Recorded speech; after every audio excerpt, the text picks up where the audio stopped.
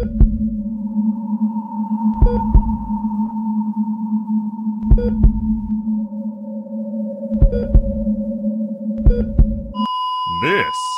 is the Celebrity Afterlife Report podcast.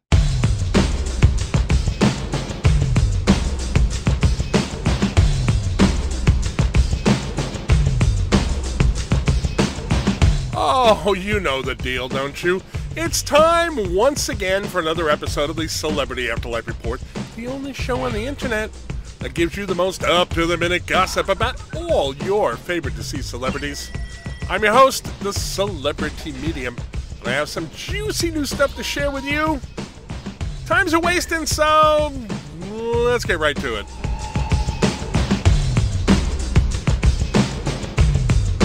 We kick off this edition of the report with a new arrival to the next world. As I'm sure you know, legendary rock icon David Bowie transitioned to the afterlife this past week. You will not be surprised when I tell you that there was a huge crowd of his fans and admirers waiting to greet him as he arrived. Like everyone else in the next world, Bowie looks as he did at his adult best on the earthly plane, which seemed to thrill his many greeters. My afterlife paparazzi sources that were present at his arrival tell me that Bowie, ever the showman, seemed to lap up the attention from the large throng. I'm informed that it took several minutes for the crowd to quiet down so that the self-appointed greeter to the stars, James Brown, could finally manage to welcome Bowie to his new existence. When the brief ceremony was concluded, artists Salvador Dali and Jean-Michel Basquiat introduced themselves to the singer and took him on the side to have what I'm told was an intense conversation. Now, my sources couldn't get close enough to eavesdrop on what was said, but they tell me that the three-way discourse continued for some time, with Dali and Basquiat doing most of the talking, and Bowie listening intently. When the conversation was concluded, the two men shook hands with David and left, with Basquiat shouting over the still mingling crowd to Bowie, "We'll be in touch!"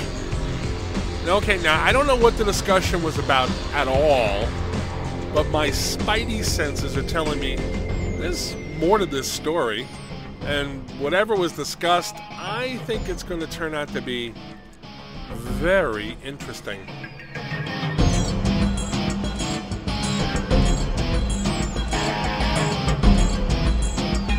Arriving in the next world soon after David Bowie was character actor Alan Rickman, probably best known as Hans Gruber, the villain in the original Die Hard movies. Rickman was one of those actors who, he never became a superstar, but he brought class and professionalism to every role he ever played on the earthly plane. My afterlife sources tell me that while the crowd waiting to greet him wasn't as large as the one that welcomed Bowie, it was still pretty sizable. I'm told that the aforementioned James Brown seemed not to be very familiar with Rickman's work and fumbled somewhat through his welcoming ceremony. Now, like some new arrivals, the actor seemed a bit dazed by his transition and smiled as though he wasn't completely sure of his surroundings. After the Godfather of Soul made some generic comments about him, Rickman was led off by a few arrivals counselors, who are people who volunteer to help those having a problem adjusting to their new circumstances, get acquainted with things in the next world. There is, however, a persistent rumor going around that Vince McMahon Sr. and William Shakespeare intend to contact Rickman once he gets things straightened out, to ask him to become an acting coach for the former professional wrestlers who make up the cast of the Shakespearean company they run. Now, although critics and audiences have praised the unlikely thespians, word is that the two proprietors believe that a few of their grapplers/actors would benefit from some extra training in the theatrical arts.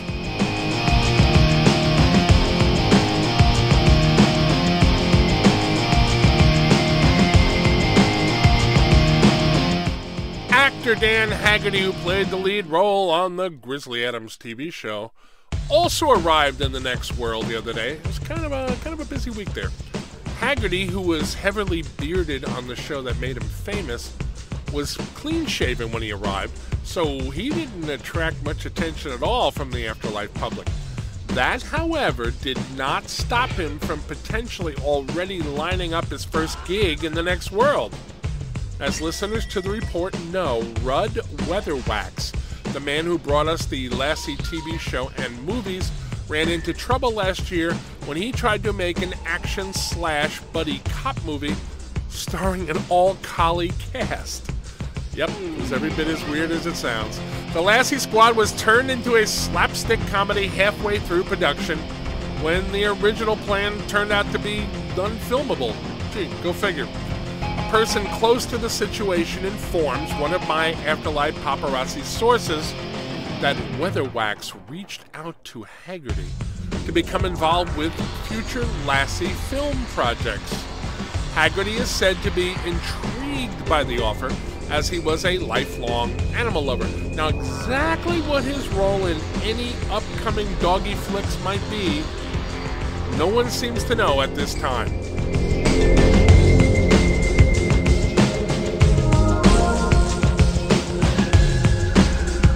Lastly, I got a message on our YouTube channel asking what former wrestler Chris Benoit is up to in the next world. Now, if you don't know already, Chris Benoit's earthly plane existence did not end well, to say the least. I asked my sources to find out what they could about what he's been doing since he transitioned. As it turns out, Benoit has been in the afterlife for some time now, and a source tells me that initially after his arrival, like Adolf Hitler, Benoit was living in the woods on the outskirts of one of the next world's largest cities, apparently hiding from society. Now, even though Benoit no longer has the traumatic brain injury that it is alleged caused him to take his own life along with those of his wife and son, he apparently felt the need to pay some penance for what he had done. If the information I have been given is correct, however, the wrestler may have finally surfaced after his long self-imposed exile. A source told an Afterlife gossip magazine that he spotted Benoit working as a bozo at a fair carnival recently.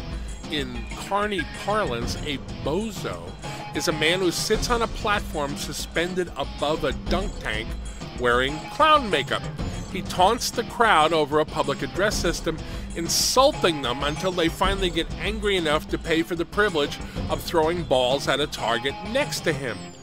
If the target is hit, Bozo is dropped into the tank, giving the crowd the payback they crave. The source told the magazine that he waited until the end of the night when Bozo walked away from the tank. He approached him and asked if he was Chris Benoit. The Bozo gave the man an angry look and refused to answer as he kept walking. The source says that he was a lifelong wrestling fan, that he got a good look at Bozo, and he is 100% positive that it is indeed Chris Benoit.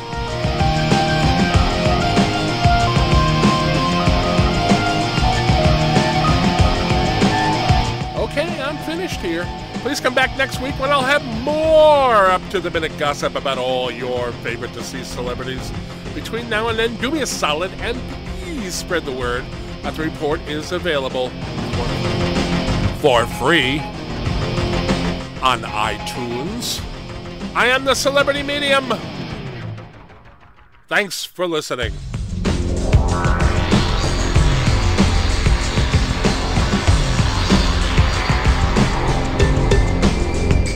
You've been listening to the Celebrity Afterlife Report podcast.